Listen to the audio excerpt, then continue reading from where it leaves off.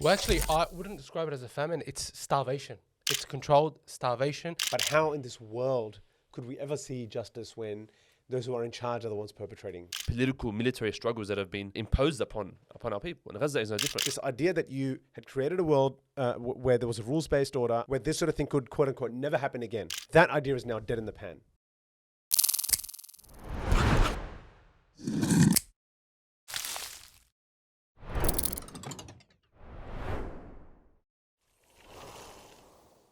أعوذ بالله من الشيطان الرجيم بسم الله الرحمن الرحيم الحمد لله رب العالمين والصلاة والسلام على رسول الله وعلى آله وأصحابه أجمعين. Assalamu alaikum wa rahmatullahi wa barakatuh. Dear brothers, sisters, friends all over the world, welcome to the first episode of the Stand4Palestine podcast. Stand4Palestine has been a collective of activists, young and old, based in Sydney, Australia for the better part of the last 2 years, building on the work of the Stand for Uyghurs campaign, which is how this particular initiative started. Our work is centered around elevating the plight of Muslims all around the world, but specifically at this moment, the plight of the Muslims of Palestine, the people of Gaza, in the genocide that they've been facing. We are absolutely delighted and honored, although also we are very saddened by this being the occasion on which we kick off the Stand4Palestine podcast, in which we will raise the important questions and have the important discussions in regards to the issue of Palestine and also the issues of the Ummah more generally. We kick off today's first podcast by looking at the topic of the man-made famine that the world order created in Gaza. What I'll do first, before we sort of talk about what we'll talk about today, I'd like to introduce my dear friends and brothers and co-panelists, Brother Abdurrahman, or Elmo as he shall be known on this episode, and Brother Muhammad, as he'll be known on this episode. I was tempted to call him Moe, but I know he doesn't like it. Assalamualaikum, gents, how are you? I'm doing well. Not the easiest time to be having a conversation. Yeah, it's to be honest, doing the research and just making sure, crossing T's, dotting your I's. I actually lost sleep doing this research last night. I just going through everything. I couldn't sleep just thinking about it. It really, it's heinous. It's just unbelievable. And we're talking in the context, of course, of Gaza and the scenes that we've seen this past week. And for everyone else's context, we had a different topic completely planned. But we were so affected by what we're seeing happening in Gaza, the famine, people literally dropping to the floor in starvation, that you can't help but speak about this topic. Yep, absolutely. There are no words that can really do justice to the horror of what is going on at the moment. And so, as you can probably tell, brothers and sisters, the topic that we'll be, inshallah, starting this podcast with is that of the famine in Gaza. And specifically, the idea that the famine, this famine in Gaza, is one that this world order has created. That this world order has created, facilitated, allowed to happen. Now, before we jump into the episode, just a reminder that the channel that you'll be seeing this on is established, alhamdulillah. It used to be called something else, and we've sort of dressed it up a little bit differently. So to those who are joining us for the first time, don't forget to like the episode, share this episode with your friends, family, and so forth, and you can expect some great things to come from this particular podcast. There are a lot of podcasts that should not exist in the world, but this is one that should, I can confidently tell you, alhamdulillah. So without further ado, let's jump in, inshallah. I guess, if someone has been living under a rock and has emerged from a time capsule this morning and happened to pop onto our channel, why are we talking about this, Muhammad, in the most succinct way? I think we always start with Gaza. And Gaza is the center of the universe today. Gaza is the center of every single political struggle that anyone is struggling with today. Whether you're talking about Palestine itself, the struggle between occupied and occupiers, whether you're talking about, America, the divide between the left and the right, whether you're talking about the divide within the Republican Party, right? Whether you're talking about the divide between the left, whether you're talking about any struggle within the Middle East, India, Pakistan, Kashmir, Gaza is at the center of every single one of these struggles.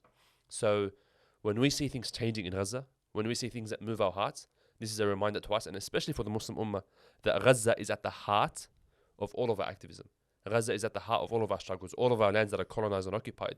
And their pain and their struggle will be us tomorrow. And that's why it's always at our center. It's always a thing that we're focusing on and that we have to talk about. Abdurrahman, Elmo, what would you succinctly sort of summarize as being the state of the famine at this very point in time? Well, actually, I wouldn't describe it as a famine. It's starvation. It's controlled starvation, and it's unprecedented and probably the worst that we've seen since World War II. Alex Duval, Executive Director of World Peace Foundation and leading expert on famine, described starvation in Gaza as entirely man-made and preventable. What we're being told here is that, in fact, a couple of kilometers away in Egypt, there's enough food held by the UNRWA to feed all of Gaza for 3 months, the whole population for 3 months. And because of the blockade that Israel put on in March, shortly before it completely destroyed the ceasefire, nothing has been able to get in. And what they're doing is they're essentially drip feeding people in Gaza. So, yeah, again, famine, I think, is probably not the right way to describe it. It's controlled man-made starvation. Yep. Mohammed, the West loves to cast this as a humanitarian issue, right? It just sort of happens to happen. But it's a political issue, like purely and simply. How would you summarize, the way that this has been sort of, sort of constructed by the politicians of the world? Is it the West that views it that way, or is it us as well? Like we do this all the time. Like with Yemen, that's a very good point. All of our charities were talking about, the biggest famine, the biggest, worst humanitarian crisis in the world today, or that we've seen in decades. Yemen wasn't a famine that just dropped out of the sky.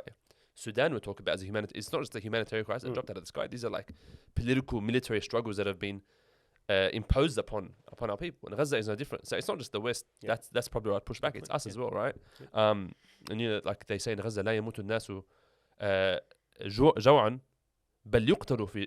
They're not dying from hunger. They're being killed through starvation. And that's the point. I think that, as you were saying, like they were being drip fed, probably in the weeks and the months that passed. But now the food is running out. And this is what they were warning about months ago. And the Zionists online were sort of mocking and saying, look at the streets, look, there's people eating, look at the flour they're being given and so on. But everybody knew this was an impending disaster. Give it a few more weeks, and this is literally the point that we're saying that we're going to reach doom's point. And now they're saying in Gaza, you walk through the markets and it's empty. The charities are showing their stands and they're empty. They've got nothing to give out to the people because it's literally been deprived of all of them. So, to view this as a humanitarian crisis, it's not. It's much bigger than that. It's a political struggle. It's a military struggle. It's a military occupation of a people who are being forced the option of either being shot to death or starvation to death, right? And so to think that we can try to solve this purely by calling for people's humanitarian, tendencies or trying to donate and feed the people, it doesn't work that way. The fact that the food is right there, people have put their money, where their mouth is. They've donated. The trucks are full of food. They're full of aid that people have donated, but they can't get in. So, what more is it from a charity perspective? Let's talk about just very quickly how we got to this point, right? This is a very, very important thing to understand. Whether you call it a famine or mass sort of enforced starvation, let's take a few steps back and sort of figure out how did we get to this point. So obviously everyone knows we have October 7, and we know we had the ceasefire in December, January, which went for about 60 days, right? And then that ceasefire came to I think it began in January, if I'm not mistaken. Right. And then that sort of, came to its 60-day conclusion, and there were many, many clauses in there about further negotiation of an extension to that ceasefire, but it didn't happen, right? And of course, Israel didn't want it to happen. But now we are at this point. Now, in that time, significant amounts of aid got in, right? Nothing near what's needed, of course. And that's actually been the case even before October 7. That's like this idea that Gaza only gets a fraction of what it needs in order to be a healthy,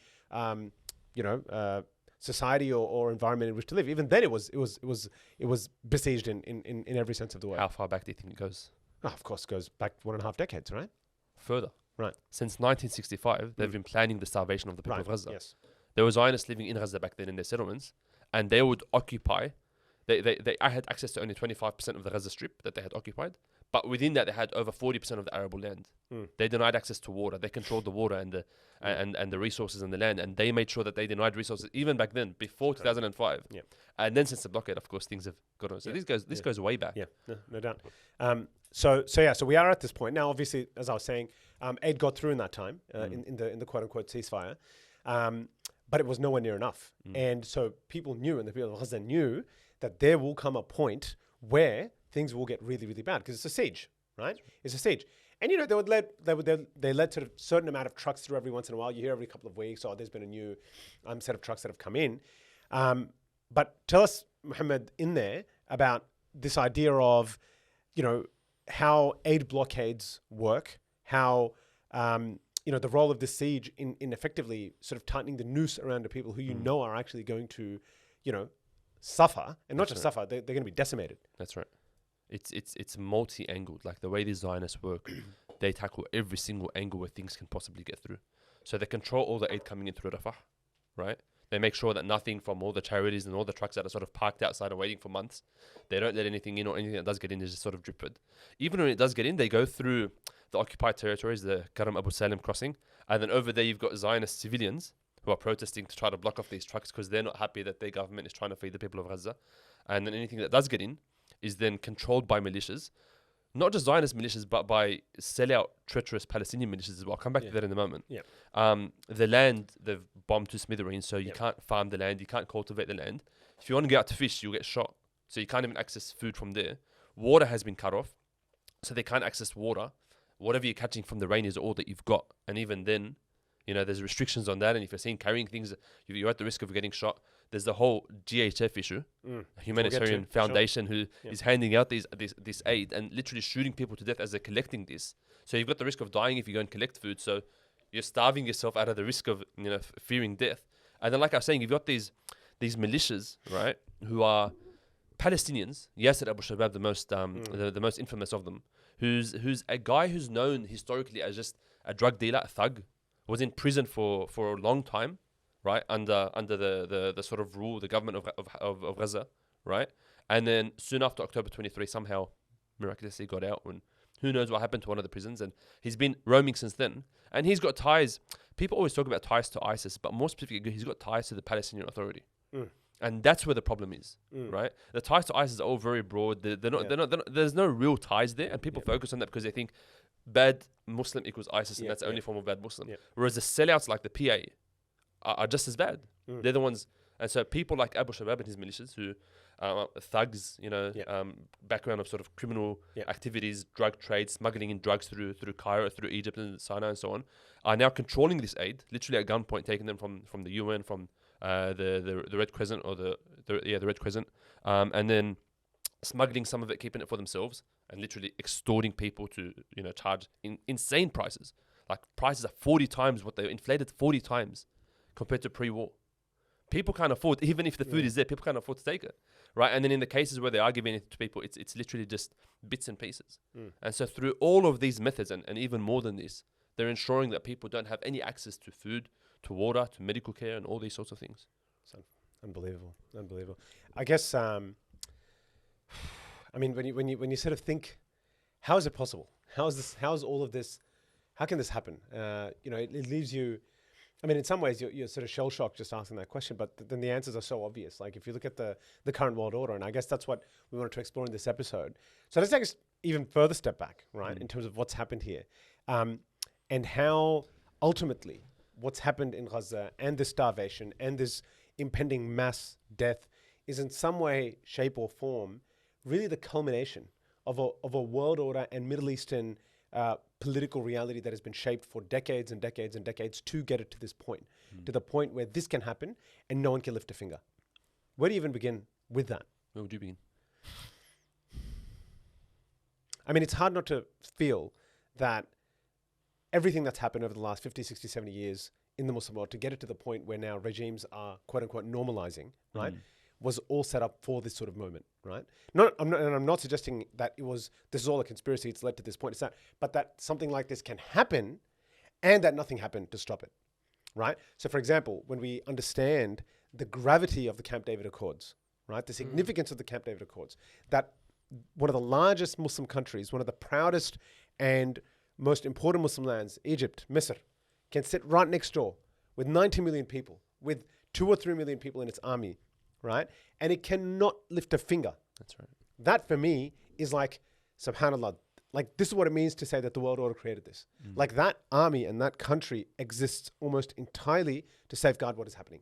Jordan as a country didn't exist historically. But if you mention the word Jordan, people you're either talking about the Jordan River or sort of a small piece of land in the north of Palestine. It didn't exist as a country. It was literally founded with the Hashemite kingdom, with the sole purpose of protecting this colonial entity that was being created in the Middle East. And I mean, you know, when you look at the map of that's what it is. Jordan is such a compliant kingdom. It gives such security to the occupation, such security. So it's like, you know, when you think of Jordan, for example, right, that entire country, that entire border, it literally exists as a buffer zone. It feels. That's right. Right, to the occupying entity. And of course, we'll talk about other countries which threaten that a little bit now with the state of affairs, or at least on paper, such as Syria, for example. But Jordan specifically, right next door, just like Egypt, right next door, they have complete comfort and safety that nothing's going to come of these places. Can I take you back to Egypt? Yeah. Because in Egypt, a lot of people are saying this isn't our problem. We've signed our Camp David Accords. We've got a peace treaty. The Zionists control the border. Yep. Why are you going off for us?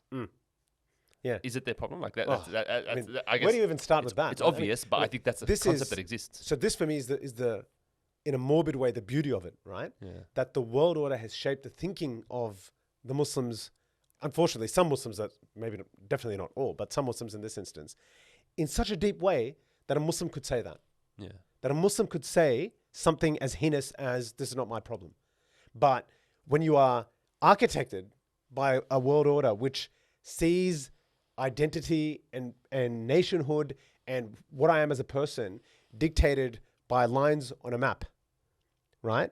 And that how I should behave is dictated by the country that I happen to fall in, not by broader obligations to Allah subhanahu wa ta'ala and Rasulullah sallallahu alaihi wasallam and my ummah, then of course you're going to have this problem. But that's what I mean by the world order that created this, right? That is the world order. But I think I want to add to that as well. A lot of the Egyptians who want to speak or who are making excuses for themselves, I think we also need to take into context how the world order has directly impacted Egypt itself. So Egypt is what, a country of 90 million Muslims?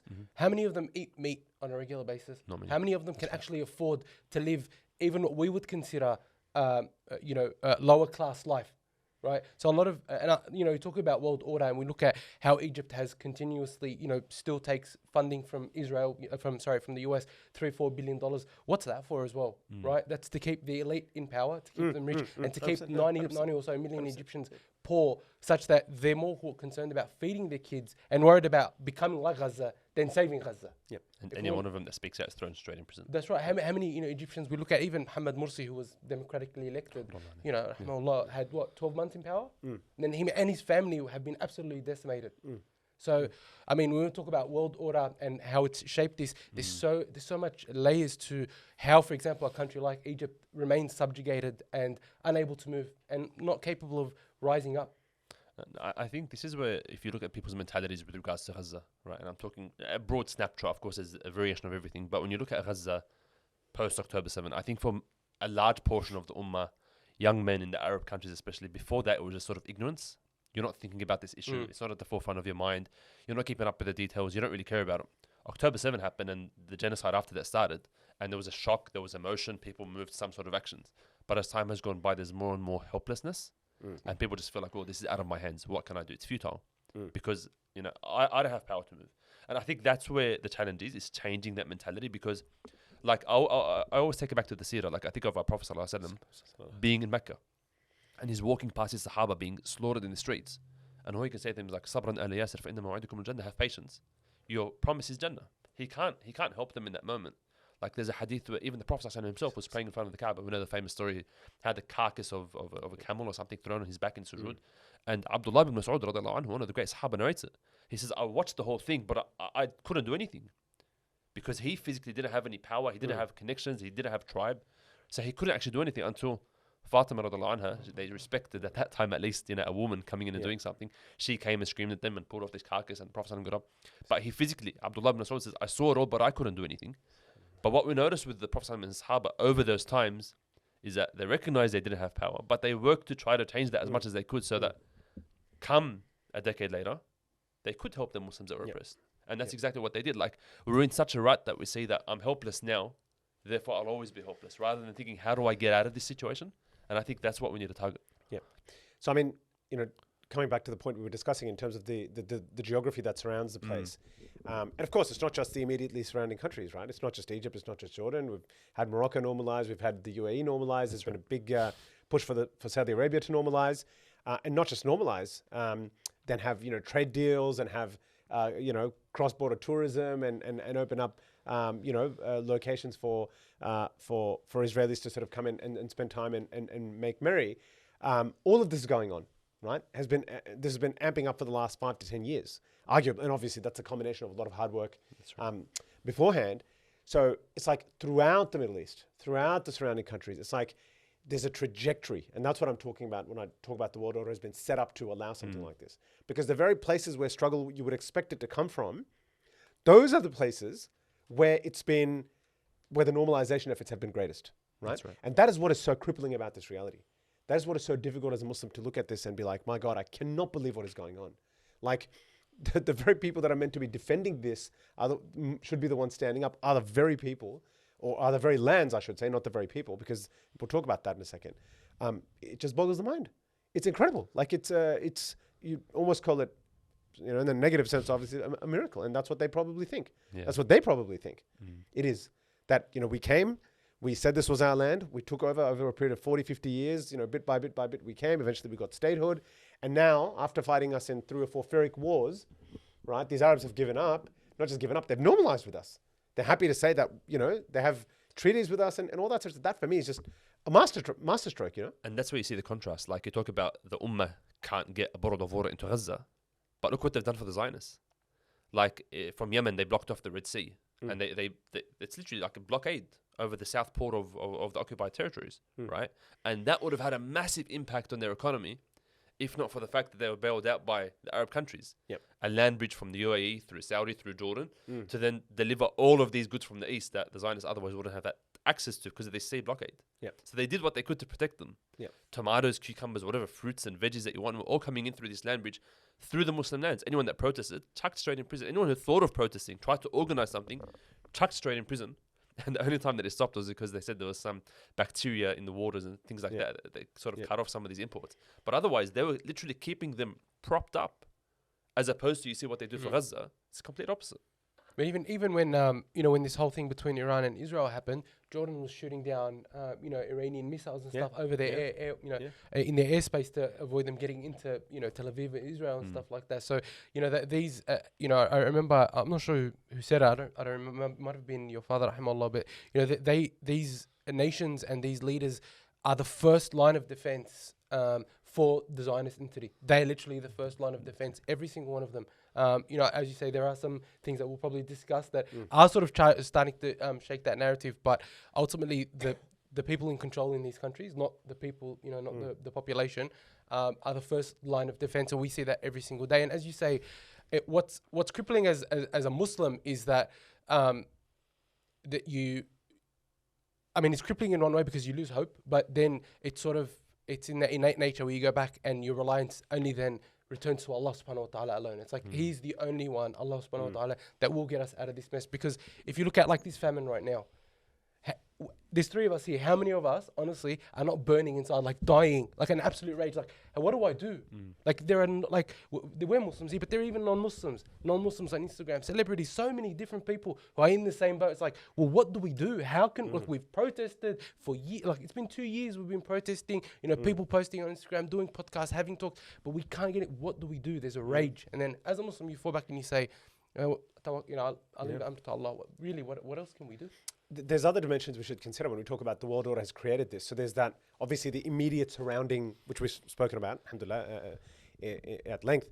But then let's talk about this international rules-based world order, right? This wonderful phrase that everyone loves. Doesn't exist anymore. Yeah, which I think, alhamdulillah, the lid has been blown off that idea, right?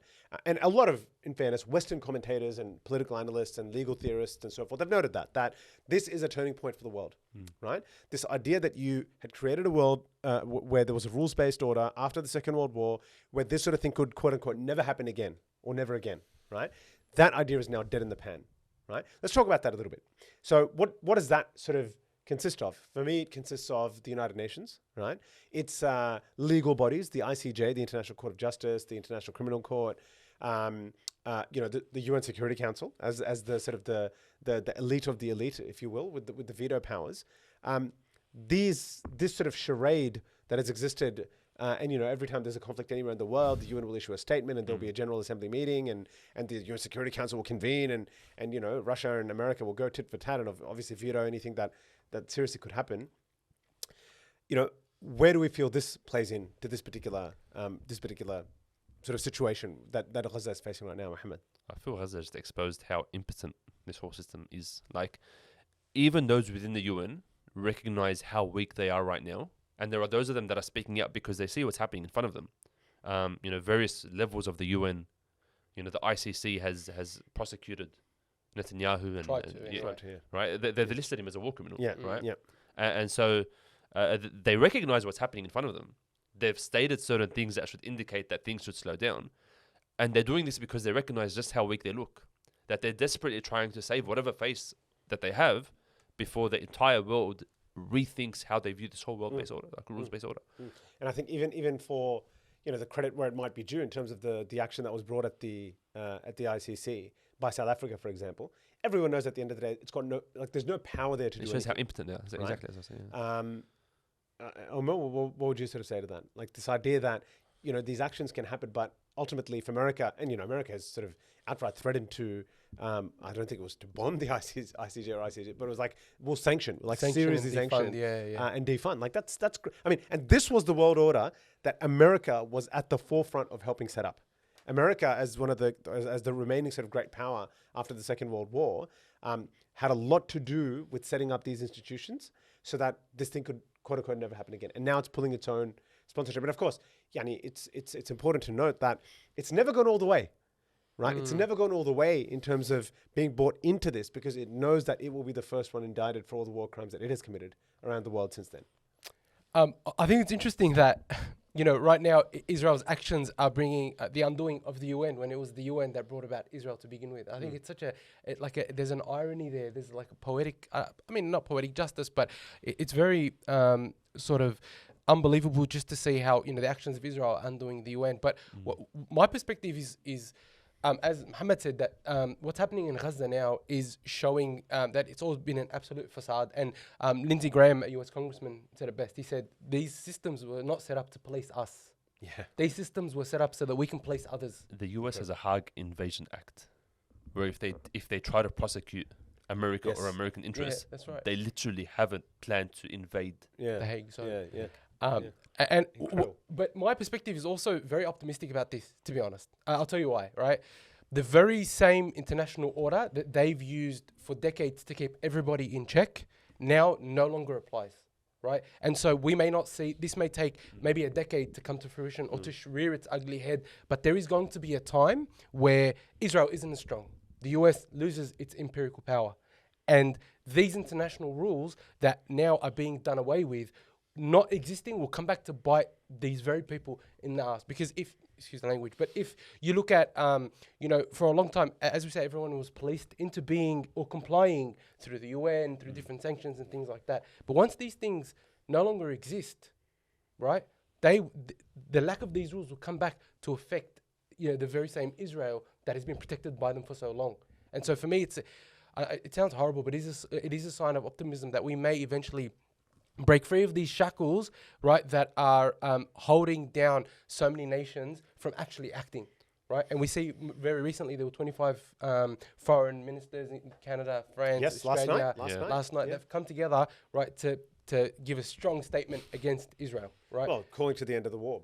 Calling to the end of the war, right? But I mean, it's an empty statement. Won't achieve anything. But what we're seeing is slowly that the support for Israel is eroding, right? And the international order no longer exists. And so what happens in 2-3 years' time? That's sort of the way. I mean, that's what a lot of people have been saying. It's like you undo what you created, and to what end? Like, will you be able to control where that goes? And of course, Allah subhanahu wa ta'ala, as we know, is the great planner, and where his planning takes us, we don't know. But it is an interesting point that you make, right? That there may be a day that they want that international rules-based order to come to their rescue. I mean, it's hard to see it happening, to be honest, right? In terms of like, how could they possibly invoke it, in an hour of their need, because they're so powerful right now. But we all know, kun fayakun, right? And anything can change, and anything will change. Well, actually, the hypocrisy of the Zionist and the cowardice of the Zionist is so amazing. So when they were getting bombed by Iran, right, they were saying Iran's bombing hospitals, Iran's bombing, civilians. Iran's bombing, people, and they have to run to shelters. The cowards have been doing that to the Gazans, since October 7th and before, for decades. That's right. And all of a sudden, they're now invoking some sort of humanitarian, trying to stoke the humanitarian emotion in humans that were being bombed by Iran. Like, so to your point, they have no shame. These people are absolutely disgusting, and they will try to use every out they can, including the international order when they need it. But the problem is, no one else believes it anymore, because the international order only works if you believe it. To an extent, nobody believes it anymore. I think this highlights a point of where our action needs to be, is that we do still have Muslims who believe in these orders. And I'm talking mostly in the West. In the Muslim world, I don't think this really exists. But you still have people calling for, where are the UN peacekeepers, right? Why isn't the UN sending aid? Why isn't, this country pressuring and so on? And this to me highlights that this is an area that we need to tackle, that we need to critique, that we need to try to decolonize the minds of the Muslims and to really shape our focus that we can't be expecting help from the very same structures that came to subjugate us, and rather our focus needs to be in the Ummah. So when I talk about Gaza starving today, like, it's not just the West that's starving them.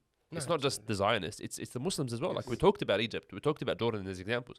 They're not the only ones. Like, you talk about Turkey, for example. Last year in April, there was a freedom flotilla set sail from Turkey.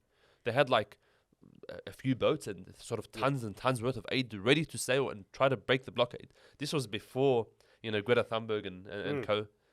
A massive ship. Turkey refused to give them authority to fly to sail from their ports. We had one of our brothers. That's right. That's what we're talking about. Yeah. So, like, they had the potential there to contribute something towards breaking this blockade, but they chose not to. Like, it's the Muslim countries one after the other. You talk about Yasser Abu Shabab earlier. His vehicles are being provided to him with UAE number plates, and he's being funded far more than that by the UAE. So all of these are happening by the Muslim nations. The people of Gaza are starving. They're being starved. And it's not just by the West. That's the least of our problems. It's by the Muslims. Well, actually, you make a good point. So, talking about this, I laugh, but honestly, I want to cry. So right now, the US has decided to incinerate 500 metric tons of food. They're like special types of biscuits that are made specifically to help children avoid starvation in areas of famine. Right now, these are actually currently located in the UAE, and the UAE instead of pressuring the US and saying, "Hey, we've got 500 metric tons of biscuits. Let's get them to Gaza. Let's get them to the kids. Let's get them to the people that need them." The US is actually paying $100,000 to incinerate 500 metric tons of food that could go directly to Gaza, and it's in UAE, so it wouldn't take them an hour, 5 hours, 4 hours to get into Gaza through the Rafah border, and it's being incinerated in the UAE as we speak. Unbelievable.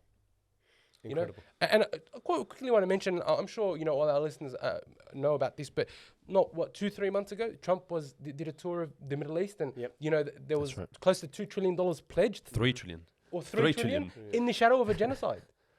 Mohammed bin Salman was like, "I love you." He was doing these ones to Trump. Honestly, it boggles. Like, it doesn't make sense. Until you realize until you realize these are not us. These are not our people. Like, these leaders are not us. They're not from us. They're not for us. They were put there for a reason. As you say, the world order put them there so they can serve the interests that they need. They can flip switches when they need to. And that's what it comes down to. Ultimately, they're not from us. I think people's mentalities are secularized to a lot of ways, where they look at this as, we talked about earlier, being a humanitarian issue. And they see, for example, some of these governments, like Saudi is, I think, the second biggest donor to UNRWA and to Palestinian charities after the US, right? Which should demonstrate to you how useful that is. Jordan last year, January last year, I think, Jordanian king got on a PR stunt, flew in some choppers, some military choppers, and dropped some aid to the people of Gaza. And the people were celebrating it like, this is our king, right? But king. Like, that's one thing. But then we have, the rest of the Ummah where we see what's happening, and it's like, well, what can I do? Let me give in charity. And I think we feed into that through our charities as well, where we're being told Gaza is starving. Put your money where your mouth is. We'll get to the charities piece. I think that's an important discussion in itself. But I want to round out this part about this idea of the manufactured suffering with one final vector, right? So we've talked about, the international quote-unquote institutions that were there to make sure it never happened again, right? After everything that happened in World War II. We've talked about the Muslim rulers. What about the media, right? So, Mohammed, you raised a point at the start, and I think it's very, very important. Language is actually critical, right? And language ends up shaping your thinking, not just being a reflection of your thinking. It's both bi-directional, right? And so this idea, when you see in Western media that it's a famine. I mean, it is technically a famine, right? In the technical sense of the word, but famine is a lot more associated with naturally contagious conditions. It's passive. It's passive. Exactly right. It's like what people say when someone was found murdered, or someone was found dead. Found right? dead. As opposed to he was murdered by someone with a gun, it's that sort of idea, and it's it's mind-boggling for me. There's no words that really bring home the complicity and responsibility of the Western media in what's gone on, right? I think the tide has changed only because it has had to, because they now know they will be on the wrong side of history, right? So I'm not sure if you've kept up with, even in the Times of New York, for example, which is taken as the record of America or whatever, they proudly call it. Even there now, there is language like genocide being used, which is just nuts if you think about it, but it took them 2 years, right? Let's talk about the role of media a little bit. Elmo, you follow media very, very closely. How has Western media manufactured consent for a genocide? I think they're all complicit. We've got receipts, and I dare say that they will also have a lot to answer for. The media has, I have no doubt in the world that not only have they manufactured consent for the genocide, but a lot of the people working in media, especially in the US, are actually ex-IDF soldiers that have come back, right, to work at, the New York Magazine, New York Times, Washington Post, all these different places, and they're editors in chief, right, or people in charge of making. So when we say the media has manufactured consent, what they've done is everything that has been reported has been directed at blaming either Hamas or the Palestinians. When Palestinians die, they're found dead or dead, not killed, not murdered. When things happen that are actually too gruesome to speak about, there is actually no mention of it. So it's very selective in the way they go about reporting things. But the other thing that I think we also need to speak about is social media, right? We need to speak about how social media has impacted the way everyone's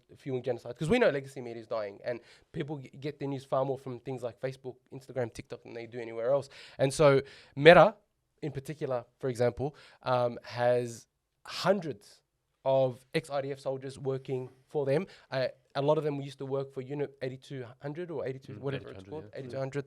A lot of them were Hasbara operatives working directly for the IDF. It's like media propaganda. Absolute 100% Meta has a whole team to receive complaints from Israel and respond to them. And in fact, the person that's in charge of that team came from the IDF not too long ago. All right. And the other thing is, you look at even us here doing things in the media. Anytime there's a mention of Palestine, Israel, anything we want to post, we get absolutely shadow banned to death. Our posts, we got 40,000 followers. Make sure you follow on Instagram, like these videos, subscribe.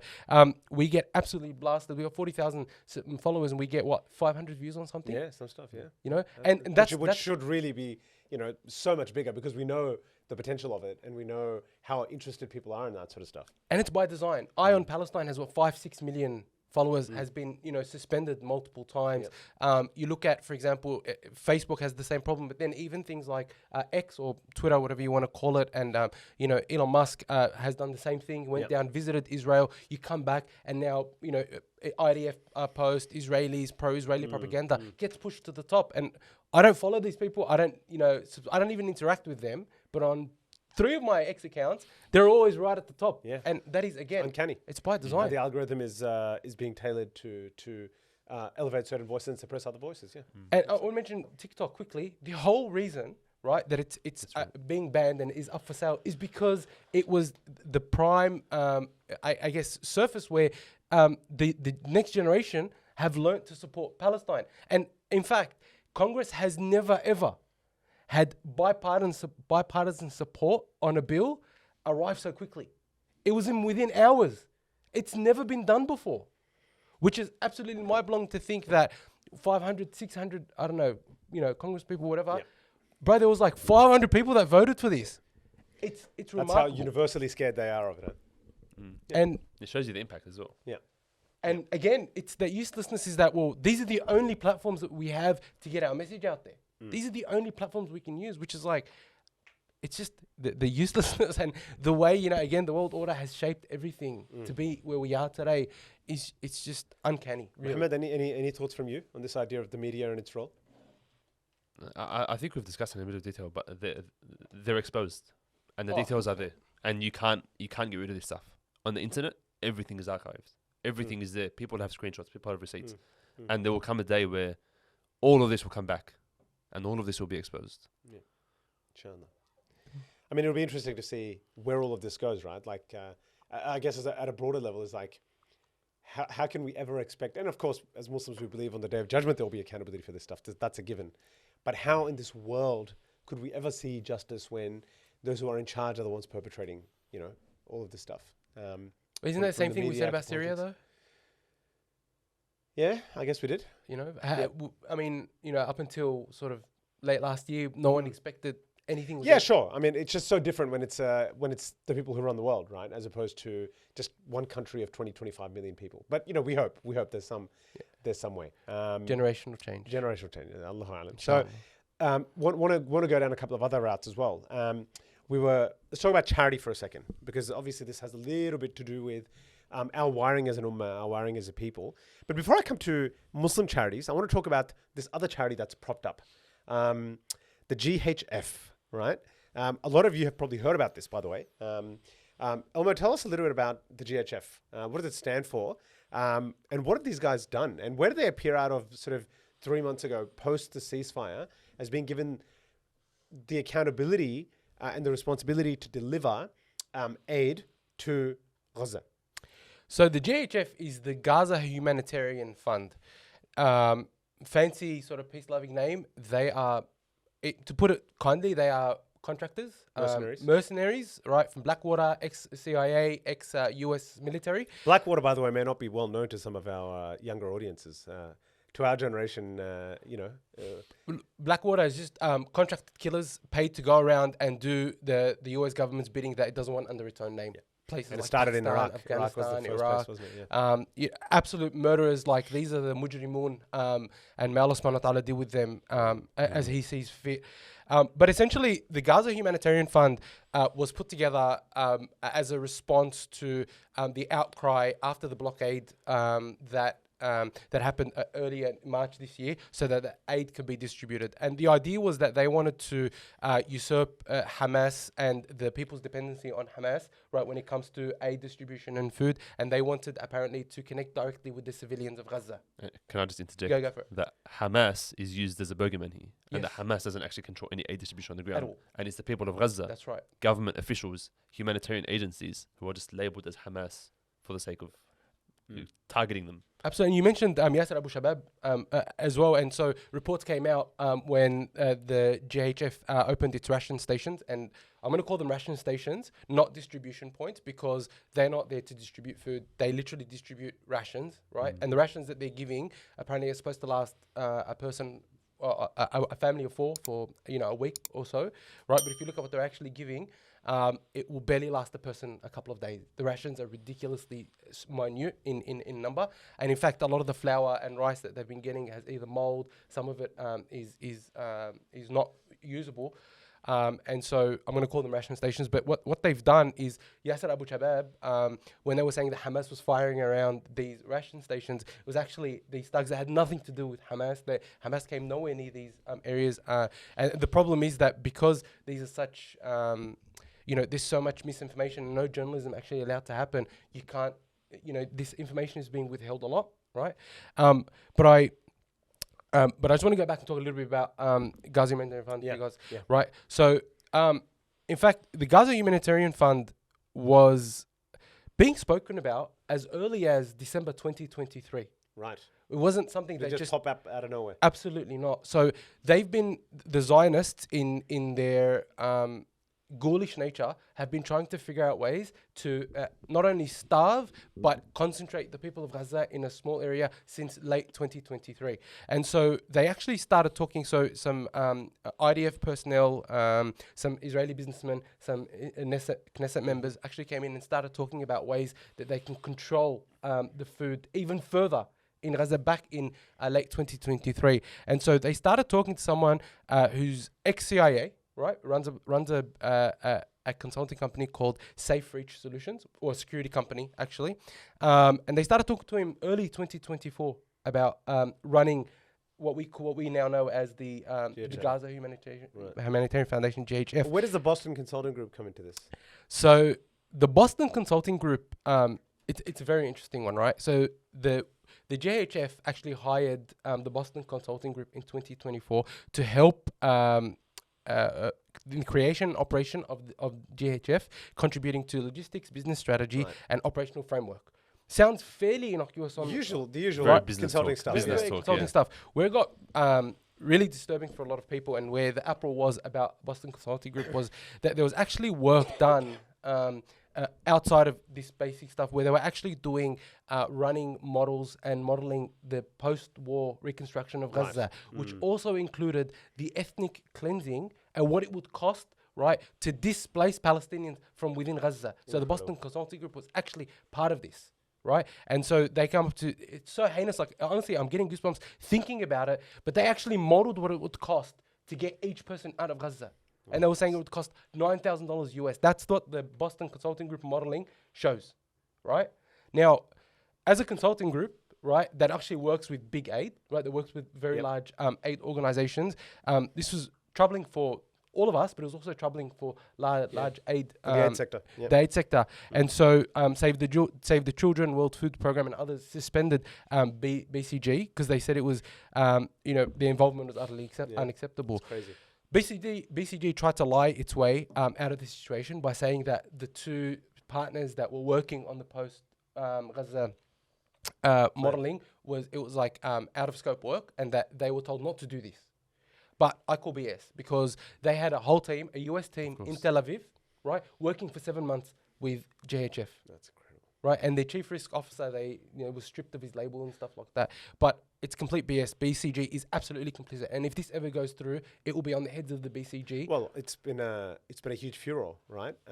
They published on their website the sort of apology that these firms never published. That's right. That's actually crazy. It's like a groveling sort of apology, because I think they got found out so hard and so embarrassingly that they've actually gone ahead and owned it, and to the extent that is In between all the corporate yeah, speak that's and right. all In that. between all the corporate speak is actually pretty substantial. And I think that was just because there's no way of squeezing yourself out of it. Like, there's just no way. Like, you've been caught in bed, and like 10 cameras. Zina's been proven, right? Like, that sort of analogy. It's really bad. Yeah. But look, I think, if and God forbid this ever does come through, it's going to be the modelling based off what Boston Consulting Group has done. So there's no absolving them. Yeah. Of this. But to go back to the GHF then itself, apart from the role of this big consultancy, 2004, it all happens, and it was post the ceasefire earlier this year that they made a decision, that the occupation made a decision that we are going to bring these guys in to become the centralized aid distribution point. Is that right?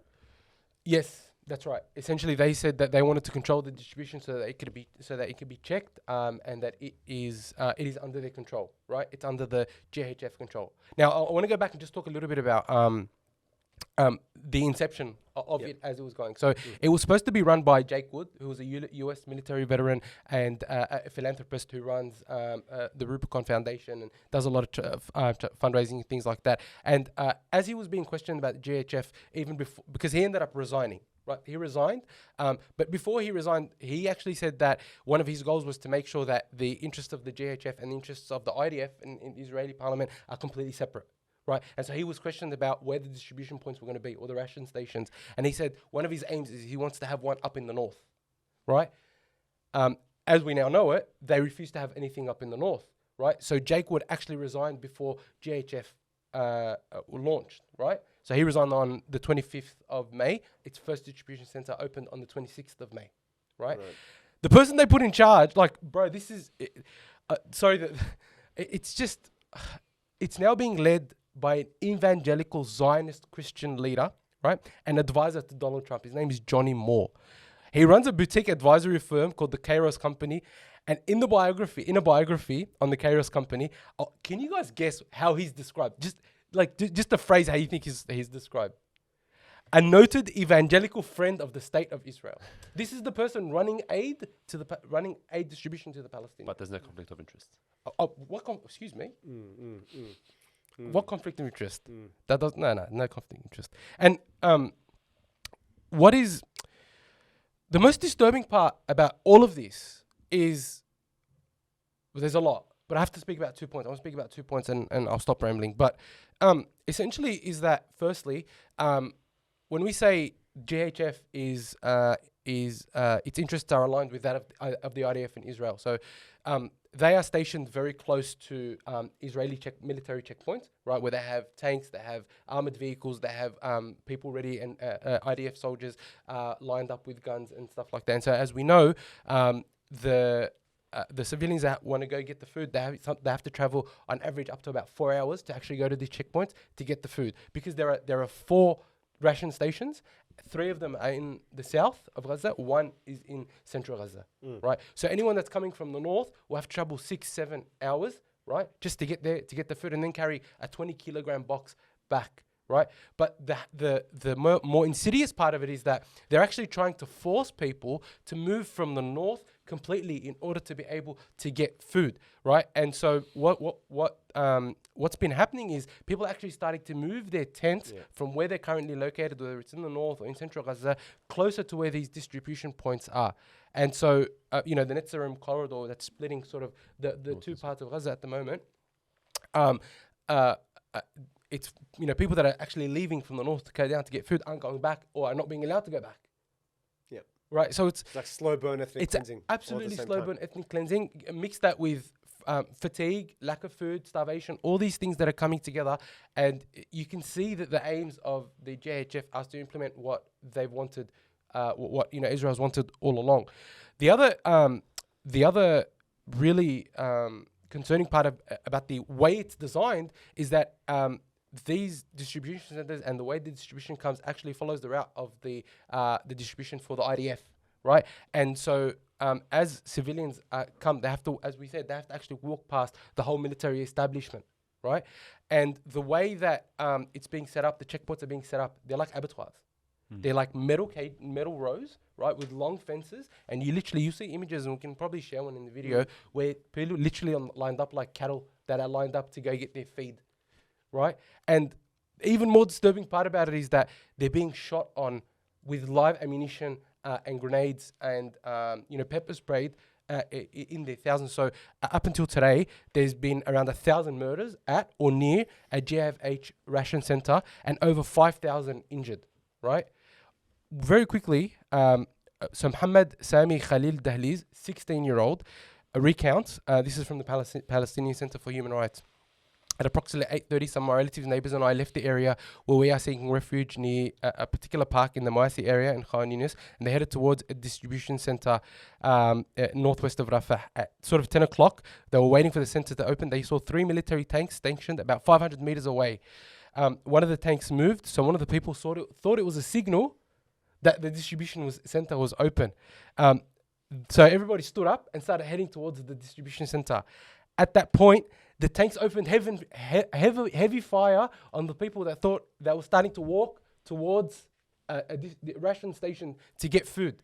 Mind you, some of the stories are harrowing. So what happens is, because they're so scared of being fired upon, there are like ditches and stuff near these distribution centers. So the Palestinians will go and they will lay in waiting in these areas, right, in these pits or whatever, in ditches, for protection from being fired upon. And they wait. And so now what they've started to do is they've started to use red flags and green flags to indicate when they're open, when they're closed. Like, this is literally a game for them. These, like, they're treating the Palestinians like cattle. Literally cannon fodder. Literally cannon fodder. And the choice that you're given is either starve to death or risk the death of take the risk of being shot dead. And you can imagine, like, as someone who you've got a family, you've got your mother, a wife, a child, who are starving to death before your very eyes. End of the day, you take that risk. And you go there and you're shot in the head. Well, you're going to die either way. You're going to be murdered either way. Let's talk a little bit about Muslim charities. Thanks, Abdurrahman, for that deep dive. Mohammed, I mean, at the moment, no Muslim charity aid seems to be getting in, right? They're sort of channeling aid through GHF, whoever, the occupation in America and so forth, in cahoots, sort of putting aid out through there. But Muslim aid trucks or Muslim organizations, Muslim charities aid trucks are not getting in right at the moment, right? It's all paused. It has been like that for a while. What was the case last year or early part of this year before the ceasefire is no longer the case, where trucks can get through, right? But there's a broader point that you and I were discussing earlier. Tell me about your thoughts about the Muslim charity space and how Gaza has been positioned in the context of that? I might take it even just a step back further, and just us as individuals. Yeah. I don't want to discount charity, and it's something that we need to be doing. Like we talk about, there's your charity and there's your dua, and some people tell you that's all that you can do. And before we even discount that argument, we have to acknowledge that these are things that we need to be doing. Absolutely. Yeah. Like we shouldn't be giving charity as just our pocket change. No. Imagine it was your mother that was starving. Imagine your child, nothing but bare skin and bones, like the children of Gaza. Literally 20 people within one day dead of starvation. What would you give to help your family? And so similarly for us, like we should be doing everything that we can to get our money in for the people of Gaza and to get our aid in for the people of Gaza from a financial perspective and a charity perspective. And same with our dua. Like we say, I've made dua, what else can I do? Like, have you really made dua? Are you genuinely up at the depths of the night, bawling your eyes out and begging Allah Azza wa Jal as if this was your mother that was dying? And so before we sort of move on, I think it's important that we acknowledge that these are things that we have to be doing. And it's for that reason that it's such a great amana, right? Trucks were getting in before, now they're not. Some charities are still trying to work around this by sort of getting money into the people of Gaza so that they're able to buy whatever produce exists on the market, so that they're able to distribute it to the people of Gaza without charge, because everything is so inflated in price. And that's happening, especially some charities that exist on the ground. But as you were saying, there's a broader point here that we can't think of this as a problem that can be solved by charity, because you can give every single dollar under the sun, and it won't solve the problem that people of Gaza are facing. You can bring in all the food in the world, they're still occupied. Like this is what we saw during the ceasefire. We were talking about, even before that, people, it was always a chance, ceasefire now. We got a ceasefire, but now we're back to base one, or even worse than we were before. And so it shows that we always need to be thinking beyond just the immediate, beyond just these band-aid solutions, and talking about how we can actually solve these problems. I remember back in 2021 when Al-Aqsa Mosque came under attack, and this was before Gaza sort of got involved, and there was a war in Gaza. It was just Al-Aqsa Mosque that was getting attacked and that was getting besieged by Zionist settlers. And I saw a charity that had put up an ad, and they said, Al-Aqsa Mosque is under attack, donate now to save it. Where's your money going that you're going to save Palestine and Al-Aqsa from occupation? Like, the problem is not that people are starving to death, because it's a political struggle. I saw something very disgusting, I think, from one of the charities, very prominent Muslim charity. People can probably pick who it is. I don't care if they do, right? But it was basically, they had one image of the GHF, the Gaza Humanitarian Fund, and they said, other aid distribution looks like this. And then they had their own, and so our aid distribution looks like this, and they had two sort of overlapping videos. And their one was like, this nice picture of like giving the aid over, very, very sort of humane and nice and all that sort of stuff. What do you guys make of that? Horrible. And it's there's obviously no shame there. They're using the pain of they're exploiting the pain of the Palestinian people, and they're exploiting what's going on to try and shame other charities who may not be operating in Gaza or may not be doing anything or whatever, to try and give themselves a leg up, right? Because if you don't know what's going on in that video, you're going to assume that this other video that they're showing is another prominent Muslim charity. That's exactly right? the problem. And so I think it's disgusting, bro. It's unacceptable. Outright lying. Yeah. And exploiting, like it really, really is bad. As if the option is donate through us or donate to the GHF or shooting people to death. Other charities are just as respectable in how they do things on the ground. But the second problem is that your implication there is that our goal is to distribute aid peacefully to the people of Gaza. Our goal is much bigger than that. It's not just to be, honorific in the way that we're giving them aid. It's that we shouldn't even need to be giving them aid in the first place. Well, charities can sort of have become an entire business built around suffering, Absolutely. right? And I think this is the broader problem, is that when people don't have a bigger political vision or understanding about how to rid ourselves of this problem, they literally think throwing money at it is going to solve the issue, whereas it's not. So I think there's something to be said here about how, some charities exploit these sorts of issues in these sorts of moments, and instead of wishing that the issue doesn't exist so they don't have to operate in that place, they seem very, very happy to milk it, as much as they can, because it's their source of income. It literally is. And look, I don't know if we should get into this, but just very quickly, like there are so many other issues that are starting to pop up from Muslim charities that are operating in Gaza. Like recently there was one in Europe where it was shown that he was actually embezzling 500,000 was it euro or something? The influences from money that was donated to Gaza. Watches. Other charities, they're flying first class to go and do whatever they have to do for the charity. And I'm just like, dude, how much money could you possibly? I want to get into the charity game. Yeah. You know, if you're flying first class, you know what I mean? Like, we're in tech, we can barely afford to fly business class, and you're flying first class working in a charity. You know, tell me more. So I think that this is this is an issue, and you've got probably a lot more experience than myself and Muhammad working, with charities and stuff like that. So you probably see it more than we do, but there's definitely an issue there. I mean, look, there's definitely like grades of this stuff, right? Like as I said, the one that I mentioned was outright disgusting. I mean, other charities, and I'm happy to put my name with it. I've done a lot of work with Islamic Relief, for example, Islamic Relief Australia, which is part of a bigger international body called Islamic Relief, and they seem to be very honest with when they can't get aid in, they won't pretend that they can, right? They sort of advertise when aid is getting in, and when they're using stores or stockpiles of stuff that they've got, they're honest about that. And when they know that there's not even any stockpiles left, they're honest about that. And I think that is an approach that people should sort of aspire to. Just be honest with your donors and be honest with the Ummah, and don't try and flog this.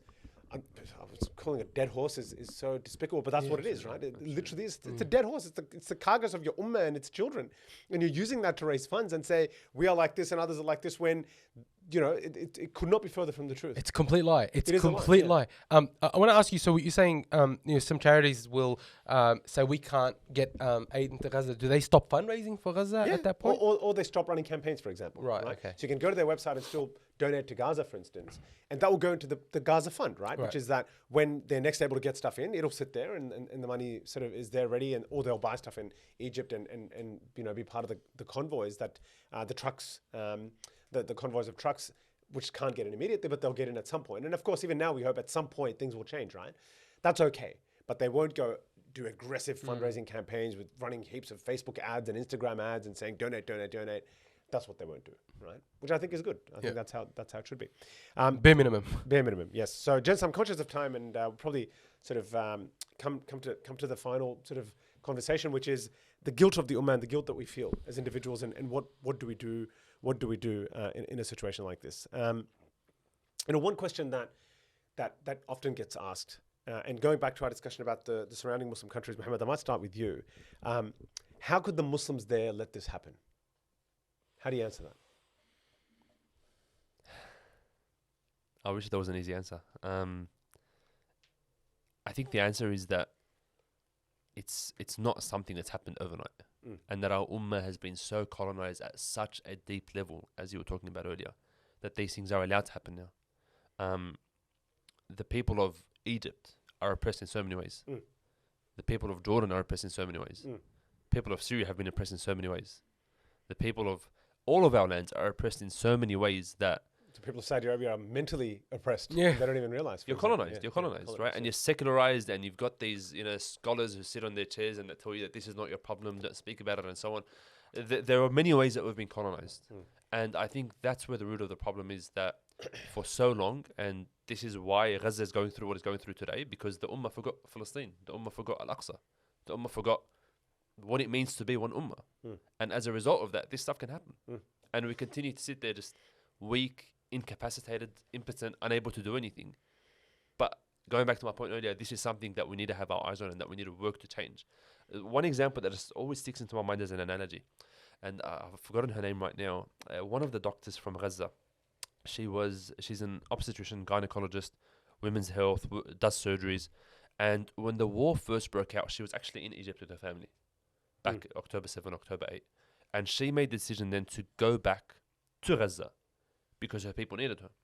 And there's a video that went viral at one point where she was in one of the mosques and in one of the hospitals, and it's slipping my mind which one it was. It might have been a Nasser hospital, where there were literally snipers positioned shooting at people at the hospital.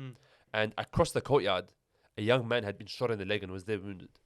And this doctor, she's a woman in her 40s, a mother, a surgeon. Like, her skills are valued. She's needed. Her life is needed. The surgeons, perhaps second to the Mujahideen, are the most useful people inside Gaza today. But she saw a man on the other side of that courtyard who was injured.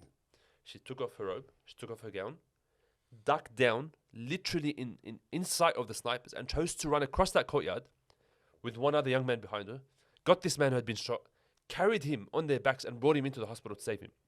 And there's two things there that to me stand out as an analogy. One, that she was across the border of Egypt, that border did not stop her. The second is that she was in this hospital in a safe zone, and her fellow Muslim was in a dangerous zone. She didn't think of her safety to go and save him. This mentality is what our ummah needs. These borders don't divide us. These borders don't stop us from acting.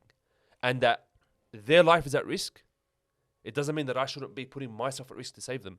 My life is not more important than the children of Gaza.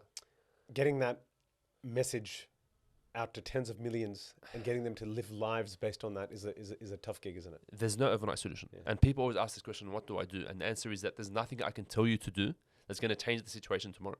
But it's this collective struggle. It's this collectively just working to decolonize the minds of our ummah, working to break that wahan, that love of the dunya out of the hearts of our ummah, working to break that nationalism and these borders that divide us out of our hearts and then physically on paper, working so that people don't value life more than they value death, or, you know what I mean? This is something that we need to work on day and night. You know, Syria is an example that we spoke about. I think we should talk about Syria. In fact, I was going to bring it to that point and sort of end with that point that, you know, whenever this darkness seems so all-engulfing in these other places, I just think of Syria, That's right. Where, you know, at one point in time, in 2010, for example, right? How could they have ever thought, how could anyone ever have thought that this tyrant will be deposed? It's impossible. Right? It's actually, since, you know, goosebumps all throughout your body, is that so entrenched was he, so entrenched were they, and even once the revolution happened, started sort of and broke out, such was the power that was unleashed, not just by him, but by Russia, by Hezbollah, by Iran, the proxies, all of them, the militias from Iraq, the militias from Pakistan, the militias from Afghanistan. They recruited from all over the world and they sent them in, right? And yet they kept going and going and going, and now look what we have, right? And again, there's broader geopolitical issues there that they're very, very constrained in what they can do. Some people think it's effectively a puppet show. Some people think it's maybe not that, but you know, there's very limited real power to work with, right? Whatever the case, but they overthrew a tyrant, right? And it's not beyond doing, but it just needs an incredible amount of sacrifice. And Syria was not just liberated on December 8, 2024. The work to liberate Syria was not just on that day. It was the decades and decades and decades and thousands and millions of people, not just in Syria, but outside of Syria, that worked to build this mindset that eventually led to the avalanche of the Arab Spring, that eventually led to the uprising in Syria because people's emotions were boiling, that eventually led to people being willing to sacrifice their lives, that eventually led to the downfall of the Assad regime. This is the work of not just one or two people. This is millions of people across decades and decades. And this is the point about Gaza. Is that I don't know when it will be liberated. I don't know what we can do to feed them. They might all die. You know, there was something that I was reading. It sent a shiver down my spine. It was something along. In fact, let me read it out. It was actually one of the dear mashayikh in our community, Sheikh Wissam Sharqawi. If he's watching this, then shout out to you, Sheikh. In fact, we'll send this to you and make sure you've seen it. But you know, he said he posted this morning actually on Facebook. He said, "In the face of such destruction, when the world turns its back and tyrants act unchecked, know that the power of God is neither absent nor delayed. He is not blind to the screams under the rubble, nor deaf to the cries of mothers who bury their children. His delay is not neglect. When he moves, he shatters empires with a command and buries oppressors with the weight of their own arrogance. The blood of the innocent is not spilt in vain. It is counted, it is sacred, it is rewarded. While those in power imagine themselves safe behind their armies and alliances, they forget that the most powerful needs neither weapons nor warning. He is Al-Qahhar, the subduer, and when he acts, no fortress stands, no tyrant escapes, and no deed is forgotten." And wallahi, for me, when we look at all the stories in the Quran of the prophets, of the great tyrants, of tyrants in our lifetime, of Bashar al-Assad, of whatever, I really, really think that whenever the tide turns, it will turn so fast that all of us will actually turn around and say, you know what? I could have seen that coming, right? Like now we sort of look at, in truth, you know, we all analyze Syria and we say, yeah, it sort of makes sense. Right? It was always going to happen, right? Because Bashar was very weakened. His army was completely weak. The Sunnis didn't want to fight for him. They were paying like literally $10 an American to one of their soldiers. Hezbollah had completely collapsed and retreated to focus on Lebanon. Iran was severely weakened because of what Israel, etc. It all just makes sense. Russia had gone to Ukraine. But we're too myopic. Right? We're too myopic. We look at the short-sighted. We see the immediate image before us. And we lose patience and we lose hope. Yes. And I think this is actually a really important point, is that while it could happen, when it happens, it will happen really, really fast. Nonetheless, hindsight's 2020. Hindsight's 2020, and we have got to keep chipping away, whichever way we can, and really not lose hope in Allah subhanahu wa ta'ala. I think this is the great point. This is the great reminder that Syria is for all of us. Right? I think. And never lose hope.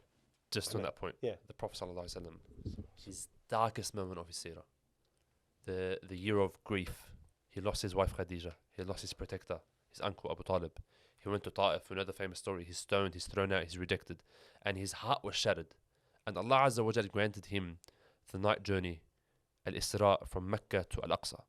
And Al-Aqsa at the time was under the rule of the Persians, who were pagans. They did not respect the sanctity of these mosques, and it was desecrated. But there he led 140,000, 150,000 prophets in Salah. He did not live to witness the first Qibla conquered by the Muslims. But not even 20 years later, Amir al-Mu'mineen Umar al-Khattab radiallahu anhu walks into this land, his head down in humility, a conqueror, and leads the greatest of generations, the Sahaba, in prayer in a liberated Masjid al-Aqsa. Our Prophet ﷺ knew the promise of liberating Masjid al-Aqsa. He never witnessed it. You and I might not witness it. Yeah. But our Prophet ﷺ did all the work that led to the conquest of the Sahaba. And Gaza is starving today. Gaza is being starved today. We don't know whether they'll survive. But our work does not stop. Yeah, absolutely. And let's, as we close, just reflect on another hardship that the Ummah has faced, and it's another very dark situation. Nothing of Gaza proportions, but nonetheless, it's worth reflecting on. We're mentioning Syria. What's happened in Sueda, I guess what it has shown us of the potential of the Ummah, right? Like the events of the last 7 days, where this restive sort of province of a minority which has been hijacked by one or two figures in particular who are entirely Zionist-backed, right? And then there's been mass mobilization of the Sunni Arab tribes. And I was reflecting on something this morning. Let me read this out actually. Incredible. The Supreme Council of Bedouin Tribes and Clans. Any move by the Zionist entity to defend the Druze militia in southern Syria will be met with a full mobilization of our Bedouin tribes into southern Syria in defense of our brothers in the Syrian tribes. And who was the signatories? Sunni Bedouin tribes from Kuwait, Saudi, Iraq, Qatar, Jordan have mobilized to support their cousins in Syria. They're the biggest Middle Eastern tribes in millions, stretching all across the Arab Peninsula, the Levant, and Northern Africa. And when I read stuff like that, I'm like, my goodness, what is the possibilities here? And obviously, it sort of breaks your heart that what happened in Gaza, and I'm sure there's Bedouin Arabs in Gaza, right? There are, that wasn't enough. That's right. And it took this, right? But whatever it takes, like, it shows you that there is human potential in the Ummah for great things to happen, if there is the will. What do you think of that? It just breaks your heart that it takes this for them to mobilize. Yeah. You have the capacity. Yeah. Gaza is calling. Yeah. Gaza is crying. They're calling for the Ummah. It was in the speech of Abu Ubaidah this week, where he said to the Ummah, "Antum khusumuna amam Allah Azza wa Jal." You will be our enemies before Allah Azza wa Jal. Our Ummah has a capacity in so many ways, but we just need to mobilize. And we talked of Egypt, so it's worth just reflecting on this. The great and subhanAllah, it's incredible how all these places are connected, right? Every single place of hardship, of struggle, of sacrifice is connected. So the great Syrian Egyptian mujahid, Ahmed al-Mansour, right? He's an Egyptian mujahid, or Egyptian, went to fight in Syria, therefore became a mujahid, and he took part in the Syrian revolution against Bashar and was very, very instrumental in toppling him. And he said, and he's been released, he was in jail, which is, we condemn that from the Syrian government, but he was released, and basically he issued a statement a couple of days ago, and he said, what is happening today in Sueda Governorate carries lessons for all Arab tribes in the Upper Egypt. My hope is in Allah that all the tribes will one day unite, for you are people of honor and manhood. So Allah, just as our eyes were comforted today by the unity of the Syrian tribes, we ask you that you comfort our eyes with the tribes of Egypt. What is possible? Can I just say, I want to make a very quick point.